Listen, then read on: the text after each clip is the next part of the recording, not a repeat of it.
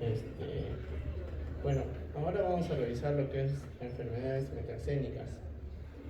Yo soy el doctor Nilwar Caso, pediatra, me desenvuelvo en el Hospital 3 Goyeneche. Vamos a revisar las principales enfermedades metaxénicas, las más frecuentes, las que se han visto en nuestro país y las que mundialmente se siguen observando, ¿no?, en la actualidad. Bueno, en nuestro país es indispensable revisar lo que es el dengue, ¿no? De manera introductoria, algunos datos históricos, también epidemiológicos actuales. Ya. Tenemos, por ejemplo, ¿no?, que cuando inició, por ejemplo, la propagación en América del Sur, más o menos inicia en el año 1981, ¿no? Y a la actualidad pues se calcula hasta 9 millones de casos en total. En los últimos 30 años lo que se ha visto en las Américas es el aumento, una tendencia que aumente. Esto debido a las facilidades de migración que hay en nuestro continente, ¿no?, las facilidades que hay para viajar. Es por ello que la enfermedad se anda propagando en mayor cantidad conforme pasan los años. Se está viendo que está aumentando conforme pasan los años. La tendencia de la aparición de nuevos casos es en aumento. Hay otros factores, ¿no?, que siempre nos acompañan, por ejemplo, en nuestro país, que es, por ejemplo, factores medioambientales. La propagación del agente que disemina la enfermedad, pues a la actualidad todavía no hay un control. En el Perú, bueno, como dato, empieza más o menos en el año 1990, ¿no? Y en el primer departamento donde se vio, pues es en Iquitos, ¿no? Y generalmente donde se desarrolla, pues es en la selva de nuestro país, ¿no? Se distinguen 4 serotipos que van del 1 al 4 y principalmente el 1 y el 2 es lo que más se ve, ¿no? Como definición, diremos que es una enfermedad viral transmitida por el mosquito Aedes aegypti principalmente, ¿no? Es actualmente la arbovirosis a nivel mundial principal de estudio, ¿no?, y la que se ve mayormente en regiones como América del Sur. Es importante porque su morbimortalidad puede crear cambios a nivel económico, ¿no?, en el país en donde se puede desarrollar. Lo que se ha estudiado, lo que se conoce actualmente son 4 serotipos, ¿no?, como lo nombraba en las diapositivas anteriores, que van del 1 al 4, ¿no? Son muy similares estructuralmente, pero lo que se debe saber es que los serotipos 2 y 3 están asociados generalmente a mayor gravedad, ¿no? Y los que se distingue formas graves y hasta la muerte, ¿no? En cuanto a la transmisión, y es pregunta muchas veces de examen, y aún así siendo fácil de distinguir, digamos, ¿no?, de diferenciar respecto a otras enfermedades metaxénicas, pues es el Aedes aegypti, ¿no? Zancudo pues puede transmitir la enfermedad durante todo el día. Tienen una preferencia por la mañana y el inicio de la noche, ¿no? El periodo de transmisibilidad, pues las personas, nosotros, ¿no?, por decirlo así, ¿no?, infectamos a los zancudos y bueno, ellos son los que propagan pues la enfermedad en los diferentes huéspedes, ¿no? Bueno, en el tiempo vamos a revisarlo más adelante para que quede más claro.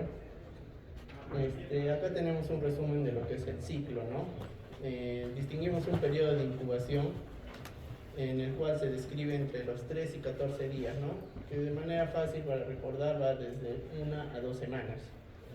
En un promedio pues de 7 días, ¿no? No hay distinción en cuanto a la raza ni el sexo. Fisiopatológicamente, pues una vez ingresado el virus, hay una reacción inmunológica, ¿no?, por parte del organismo. En palabras, digamos, fáciles, pues va a haber una alteración vascular, ¿no?, con una lisis a nivel endotelial,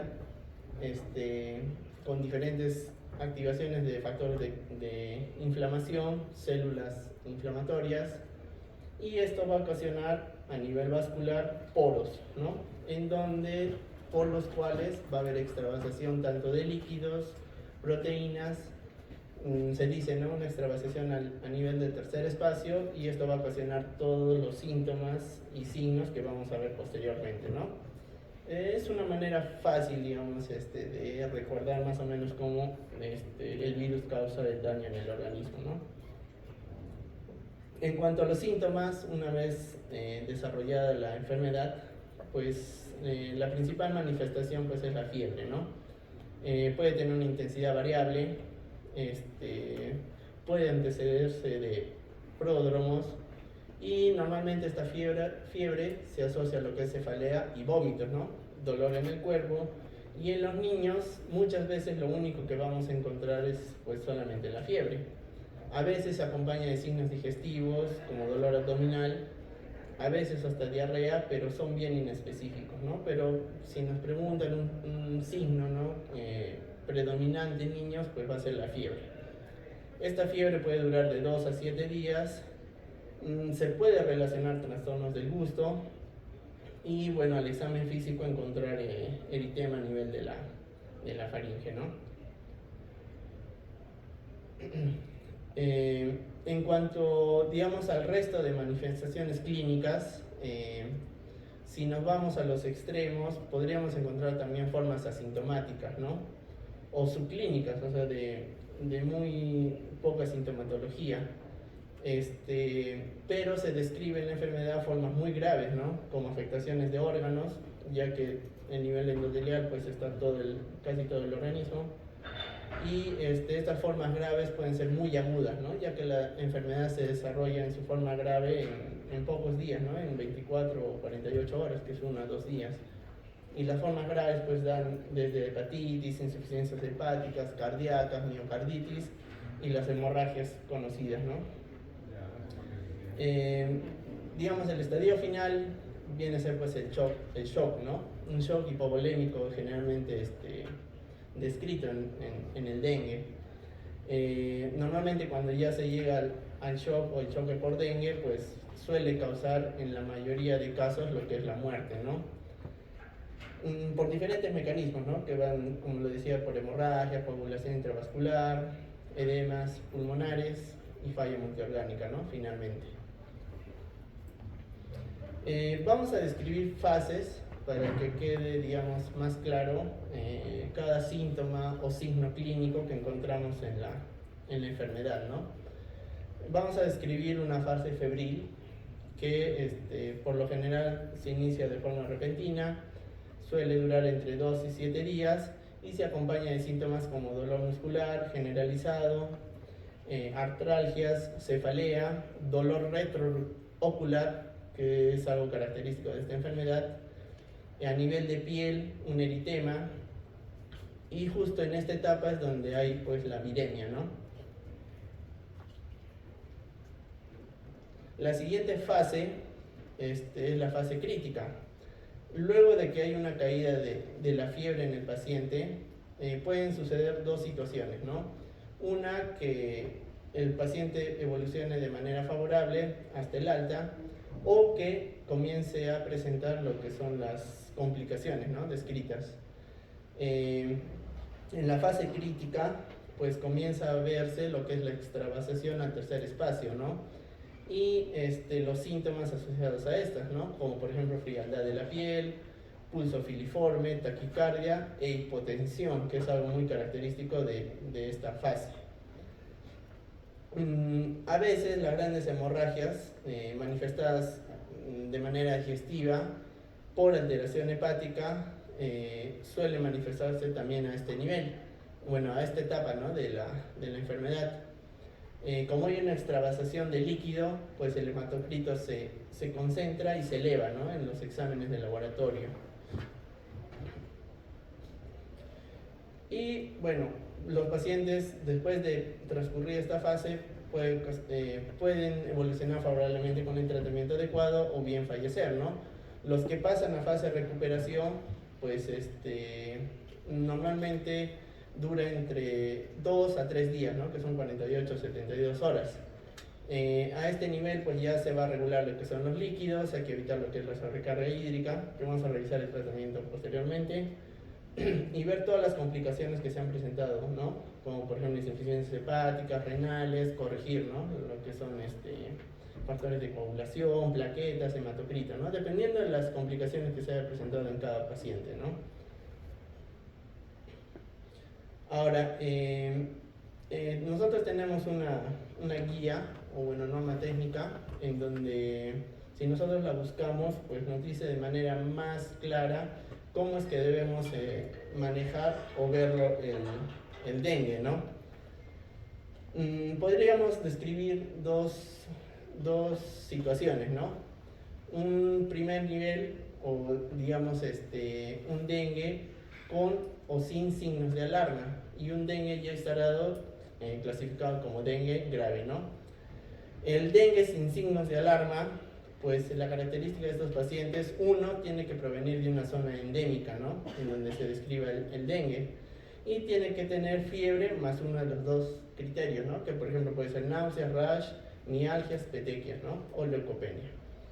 Cuando ya se encuentran signos de alarma, pues describimos, por ejemplo, dentro de estos signos de alarma, el dolor abdominal intenso, vómitos persistentes, acumulación de fluidos, sangrado, letargia, hepatomegalia y alteraciones laboratoriales, ¿no? Como el aumento del hematocrito.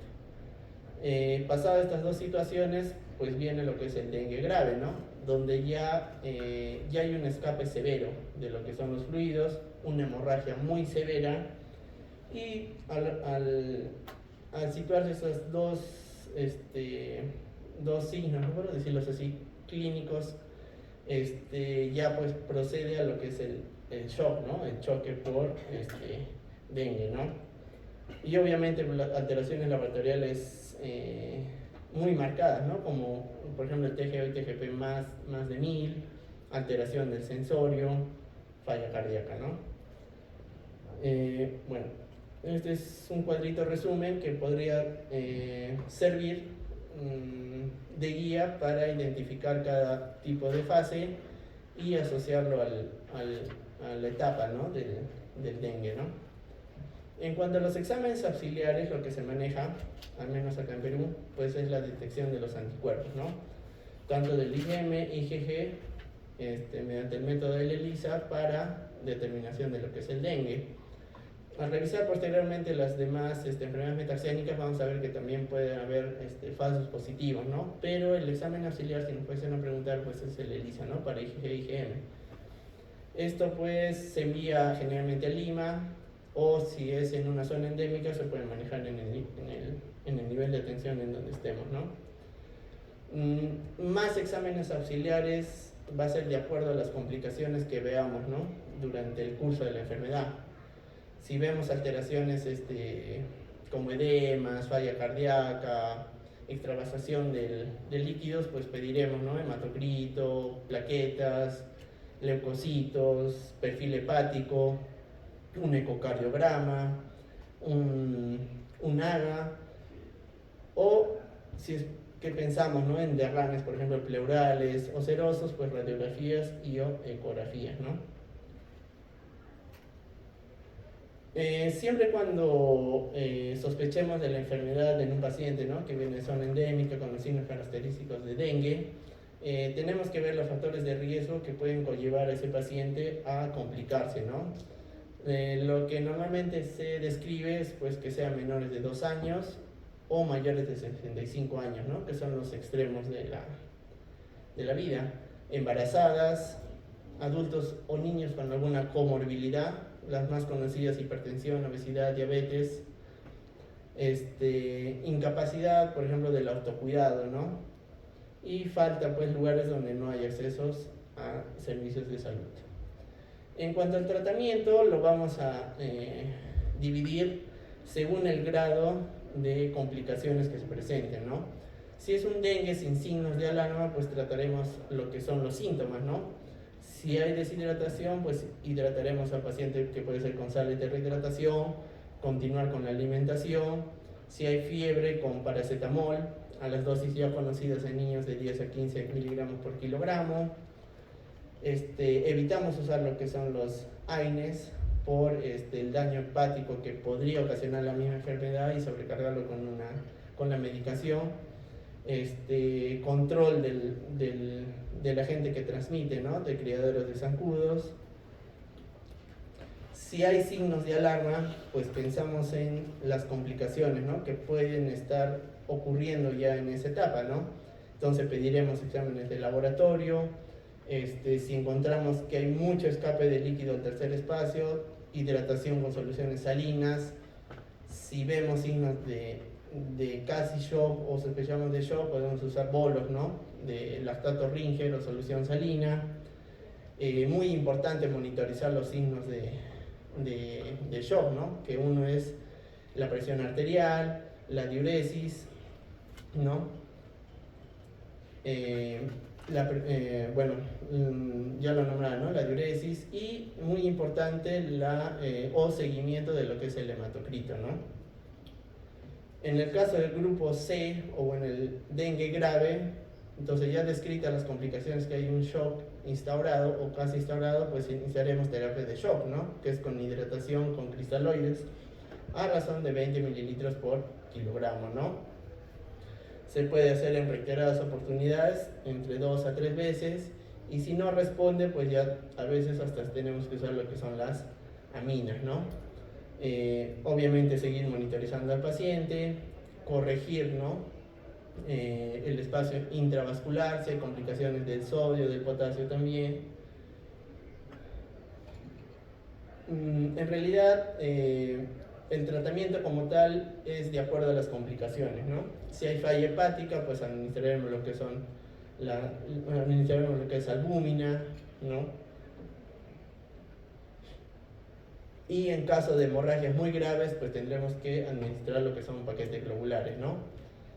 No se olviden que el paquete globular en niños es a razón de más o menos 10 mililitros por kilogramo, ¿no? En promedio, de 10 a 15. También se puede usar la terapia con fibrinógeno, ¿no?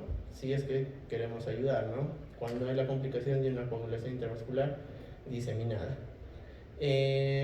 No existe lo que es profilaxis de transfusión con plaquetas, ¿listo? Solo transfundimos plaquetas cuando hay signos muy severos de lo que son hemorragias y asociada a disminución muy grave de plaquetas, ¿no? Y ahí sí tenemos que utilizarlo, ¿no? Como les decía, el shock, bueno, por dengue, pues si no reacciona a líquidos inicialmente, pues se puede usar hasta las aminas. Ya pasada la etapa del shock, o bueno, si es que no hace shock, viene lo que son la fase de recuperación, ¿no? Y cuando a un paciente debemos darle de alta, ¿no? Uno, que ya no tenga fiebre por al menos 48 horas, ¿no? Dos, que se evidencie mejoría del cuadro clínico. De manera subjetiva, pues un buen estado general, buen apetito, un estado hemodinámico estable, presiones estables, una diuresis adecuada, ¿no? Sin distrés respiratorio. El aumento progresivo de plaquetas, al menos 2 controles y un hematocrito estable, ¿no? O casi normal. ¿Listo? Bueno, en sí, pues el dengue en Arequipa no se describen casos, digamos, endémicos acá, pero sí vienen, ¿no? Pueden venir pacientes y, como les he dicho, inicialmente, pues las facilidades, ¿no?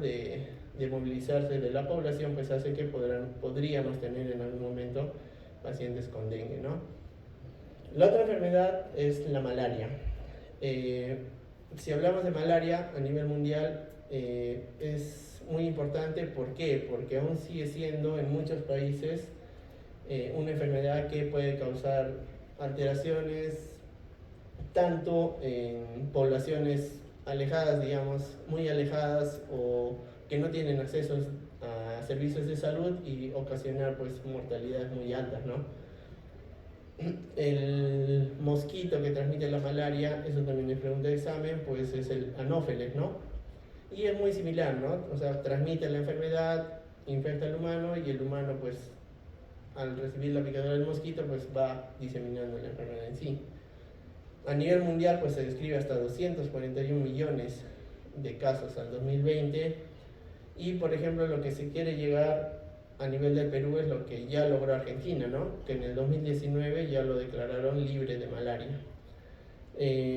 Los tipos de malaria que se describen principalmente es el falciparum, el vivax, el ovale y el malariano.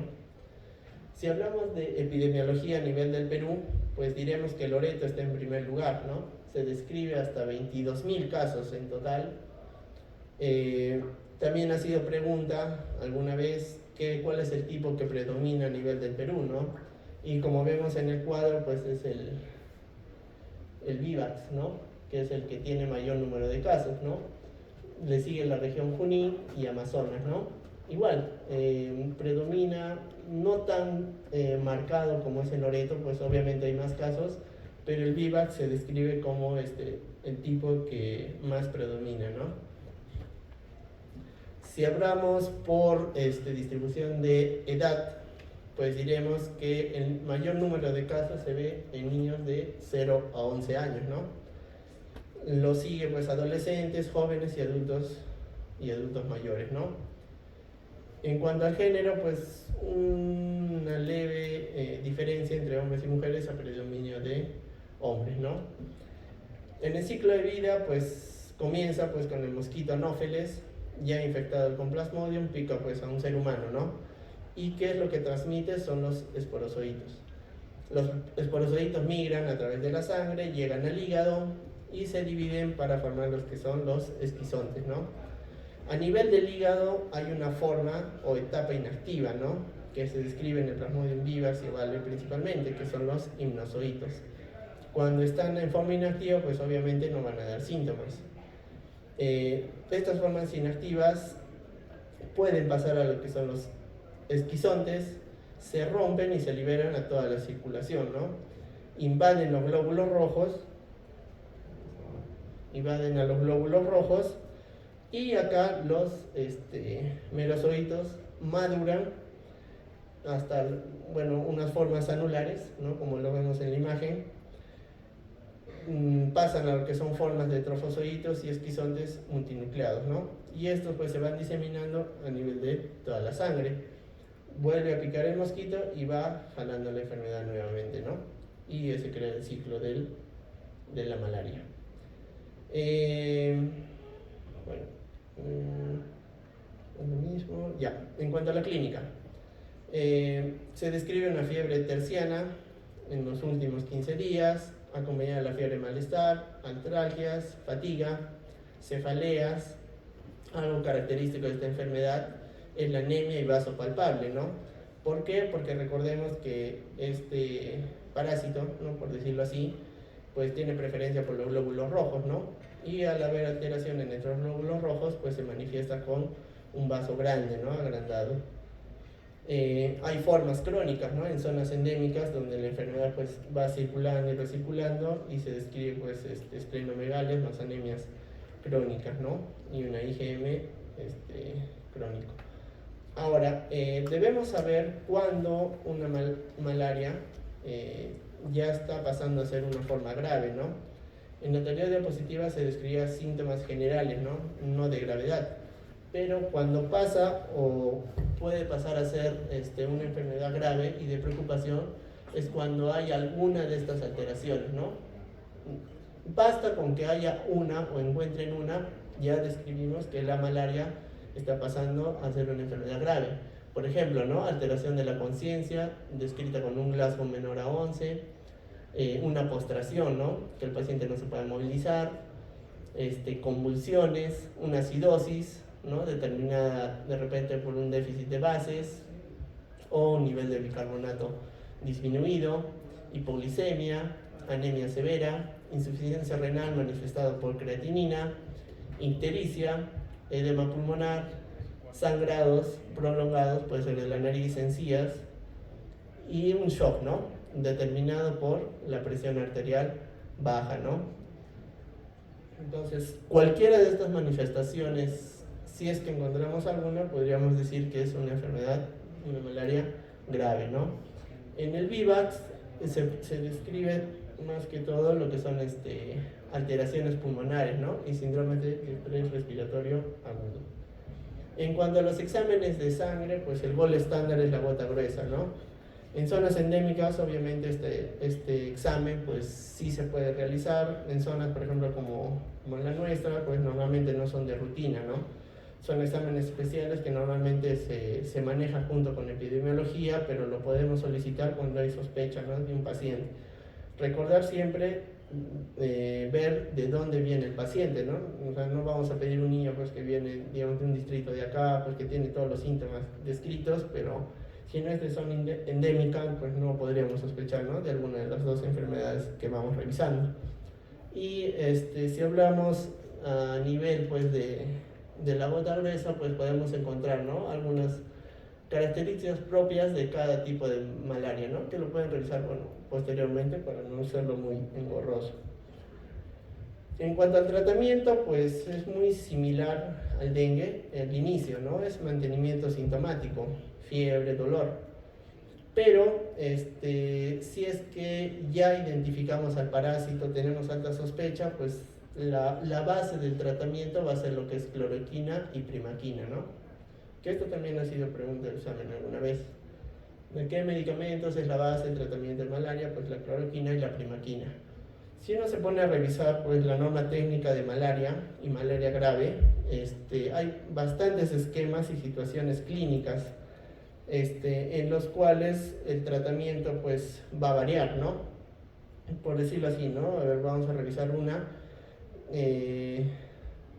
Por ejemplo, ¿no?, si describimos el tratamiento por Plasmodium vivax, vemos un esquema, ¿no?, por ejemplo, de 7 días, con cloroquina y primaquina, ¿no?, a unas dosis que describe la guía, y tenemos un tratamiento un poco diferente porque es por miligramos por kilo. Ya sabemos que en niños manejamos todo es por kilogramos, pero el esquema es muy similar también de 7 días, ¿no? Esto, bueno, no lo vamos a ahondar porque sería muy pesado, pero es bueno que lo revisen porque bien saben, ahora el serum se realiza en diferentes zonas, ¿no? Y cada vez el sistema de salud pues abre más puestos y centros de salud a nivel pues de la selva sobre todo, ¿no?, que es un área tan grande.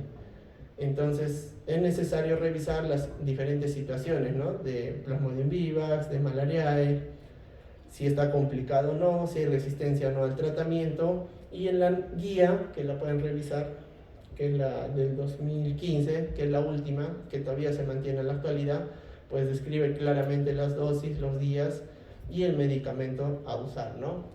Bien les decía, para determinar que es una malaria grave, pues al menos debe haber uno de los siguientes criterios, ¿no?, con su definición, ¿no? Bueno, acá más específico, ¿cuál es el valor a encontrar? Bueno, el tratamiento también en la guía se describe para malaria grave, ¿no?, cuáles son los medicamentos que deberíamos usar, a razón de cuánto y cuántos días, ¿no? ¿Cuáles son el monitoreo, no? Similar, si es que el paciente no ha tenido signología grave, ¿no?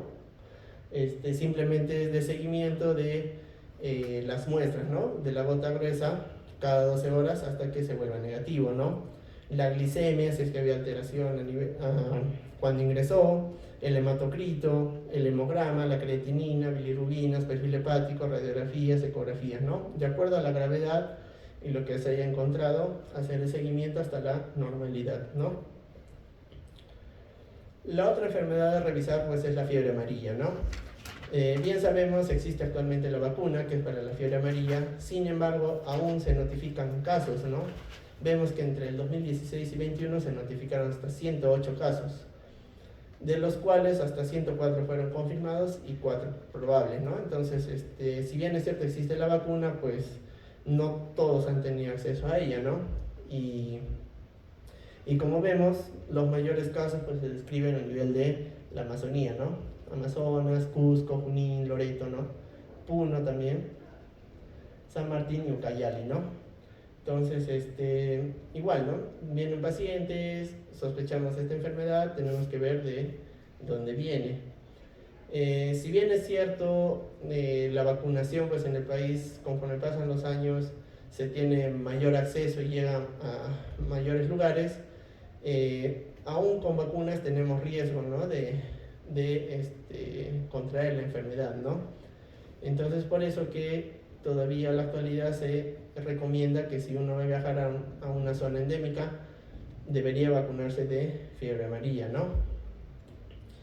En cuanto a la transmisión, se describe un ciclo bien parecido a las anteriores enfermedades, pero hay un ciclo de la fiebre amarilla que persiste, ¿no? Que nunca se va a poder controlar, que es con el insecto Hemagobus, que este insecto anda entre los primates, ¿no?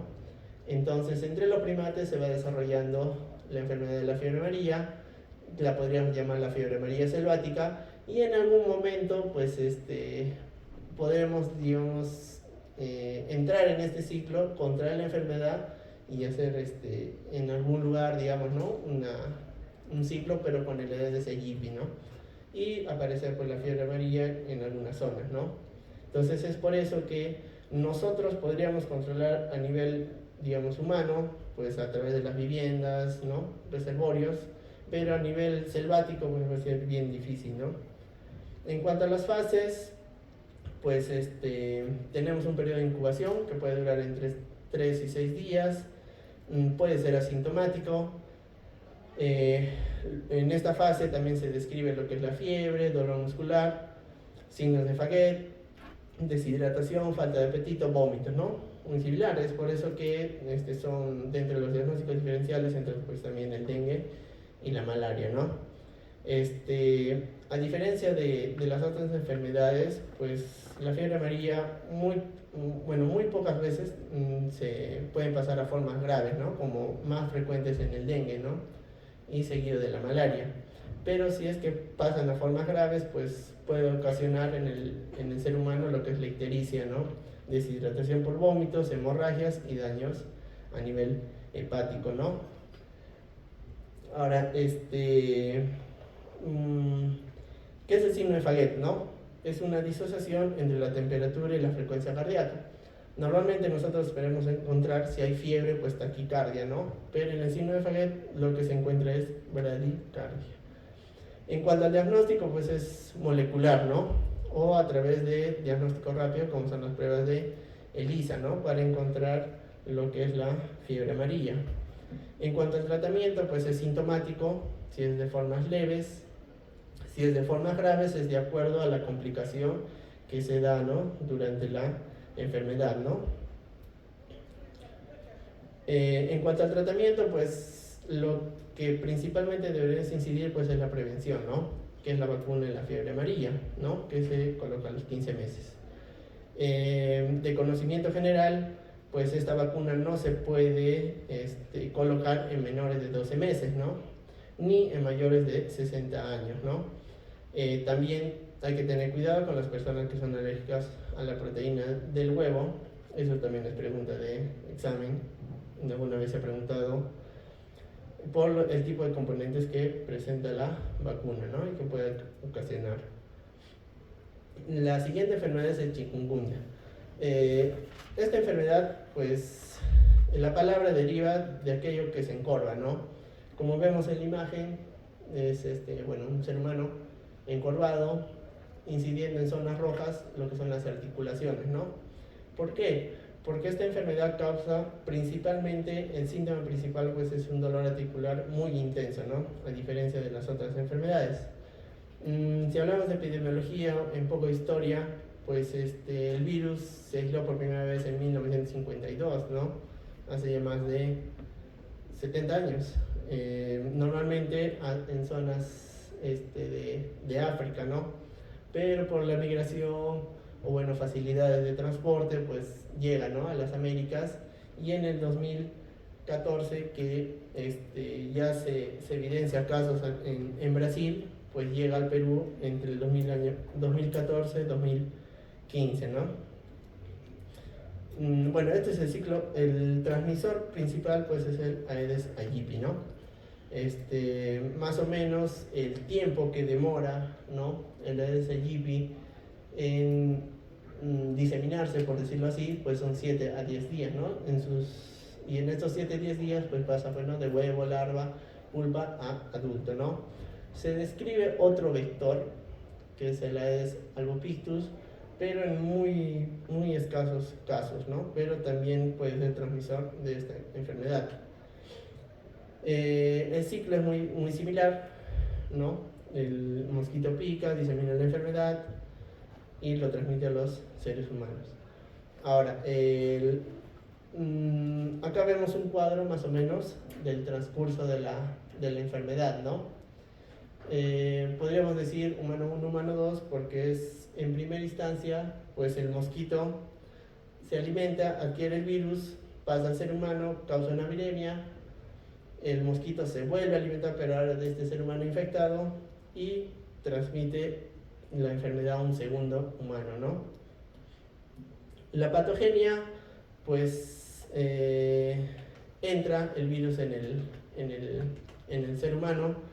Se describe que hay una replicación de preferencia a nivel de las articulaciones, ¿no? Y por ello la sintomatología a nivel de estas causa todo lo que es la inflamación a este nivel, junto con células inflamatorias, proinflamatorias, citoquinas, quimiosinas y reclutamiento de leucocitos, ¿no?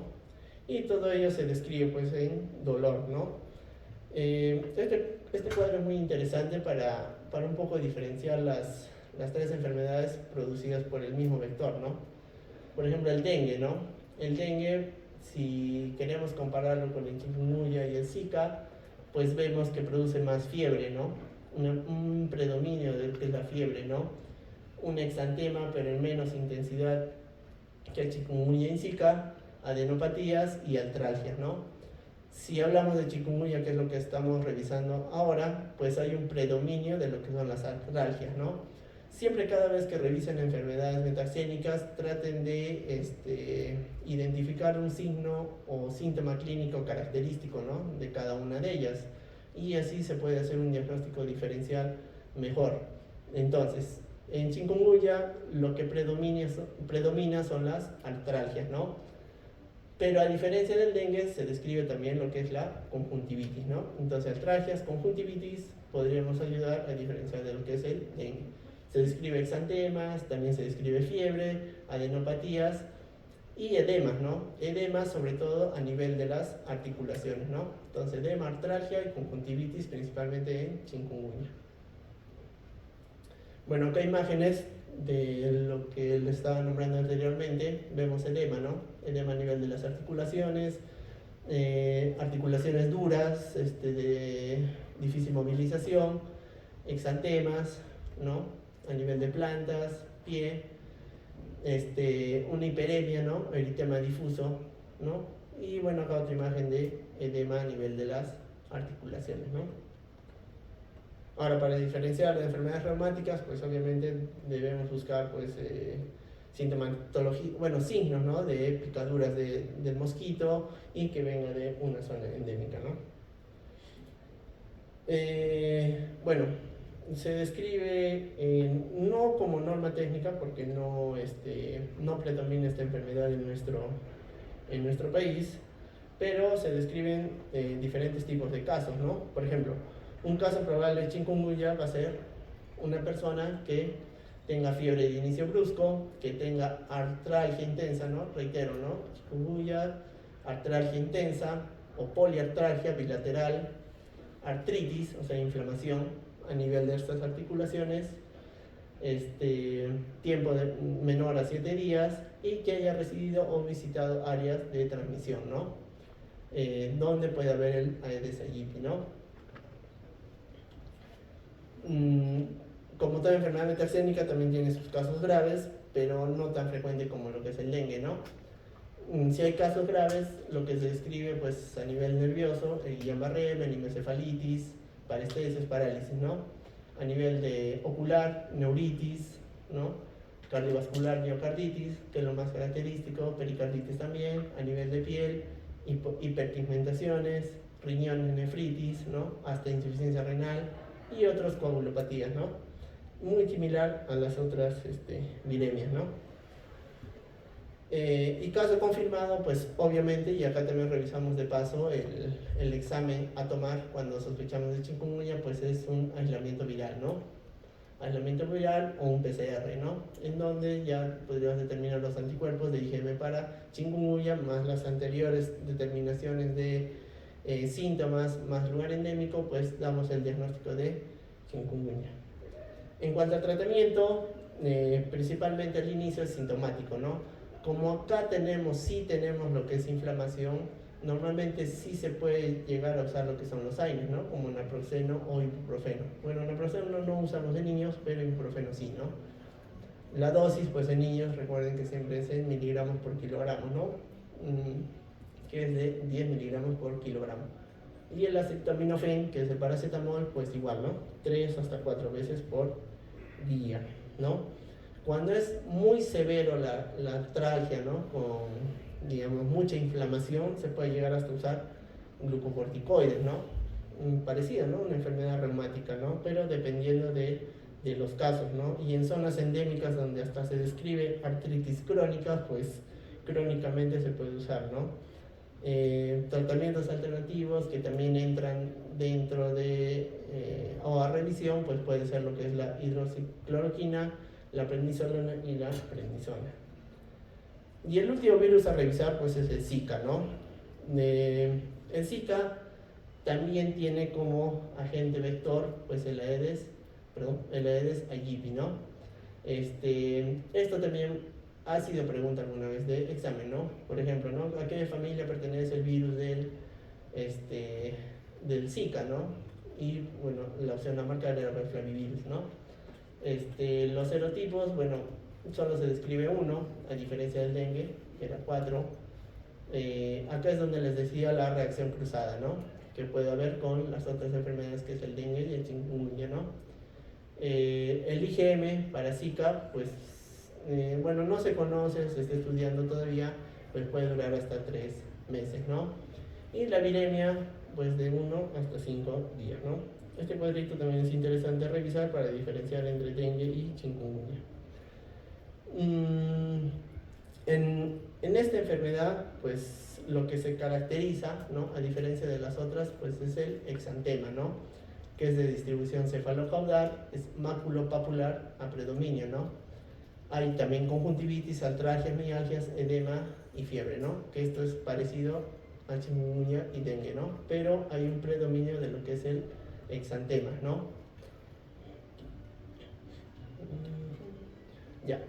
En cuanto a la transmisión, pues igual, ¿no? Similar, el mosquito pasa a infectar al ser humano, y más bien, a diferencia de las otras enfermedades, acá o con esta enfermedad sí se describe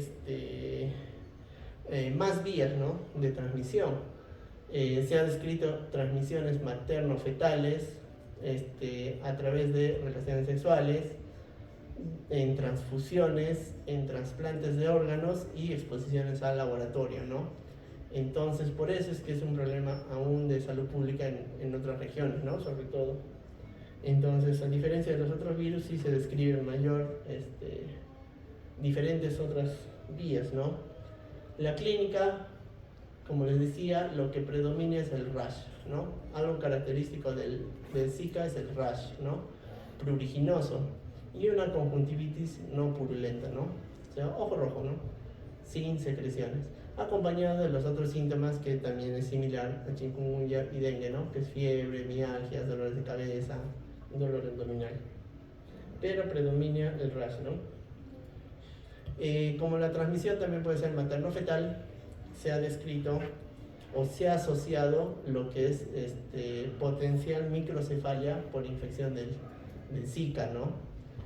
Se describe hasta el 5%, ¿no? De casos con microcefalia asociado al Zika, ¿no? Es por eso que es un problema de salud pública. En cuanto a los niños, pues bien sabemos que los niños no pueden localizar muy bien el dolor, ¿no? Entonces muchas veces nos manifiestan solamente irritabilidad, que no pueden caminar, cojera, no pueden movilizar alguna extremidad, y el rash, ¿no? Que podríamos encontrar en el niño. Pero siempre recuerden que tiene que venir de una zona en donde esté circulando el virus del Zika, ¿no? Porque si no vemos esa característica de este paciente, pues podríamos determinar infinidad de enfermedades, ¿no? Algo que también se describe en mayor frecuencia, a diferencia de otros virus, es el Guillain-Barré asociado a este virus, ¿no? Se ha visto picos en algunas regiones, sobre todo europeas, de Guillain-Barré justo cuando comenzaron a aparecer el Zika, ¿no? Cuando se comenzó a ver que había casos de Zika en estas regiones, se vio que a la vez también había elevación de síndrome de Guillain-Barré, ¿no? Entonces hay algunos estudios que se podría revisar de cómo es que el Zika puede llegar a desarrollar Guillain-Barré en estos pacientes, ¿no? El diagnóstico, pues, uno es que venga de zona endémica, sus manifestaciones clínicas y que haya estado en un lugar de exposición epidemiológico, ¿no? Ahora, como hemos visto, hay diferentes tipos de transmisión, entonces también, ¿no? Si ha tenido contacto sexual con alguna persona que cumple esos criterios, pues también podríamos sospecharlo, ¿no? Bueno, en el niño, como ya lo he descrito, el rash suele ser algo característico, el sarpullido, ¿no? Junto con conjuntivitis y artralgias, ¿no? Manifestado con incapacidad para movilizarse. Bueno, la prueba pues es una prueba de PCR en suero, ¿no? Para determinar lo que es el virus del Zika. En cuanto al tratamiento, no existe vacuna a la actualidad, el tratamiento es netamente sintomático y también las medidas para que esta persona pues no se movilice y no pueda diseminar, ¿no? Nosotros, al ser un país que tenemos el Aedes aegypti, puede ser que el paciente se vaya, qué sé yo, digamos, a la selva y este mosquito transmita la enfermedad, ¿no? Y bueno, eso sería todo, ¿no? Una pequeña frase para incentivar, ¿no? Sobre todo en sus prácticas, que todo lo que vayan a ver, examinar, escuchar en prácticas, pues les sirva en adelante. Listo. Gracias.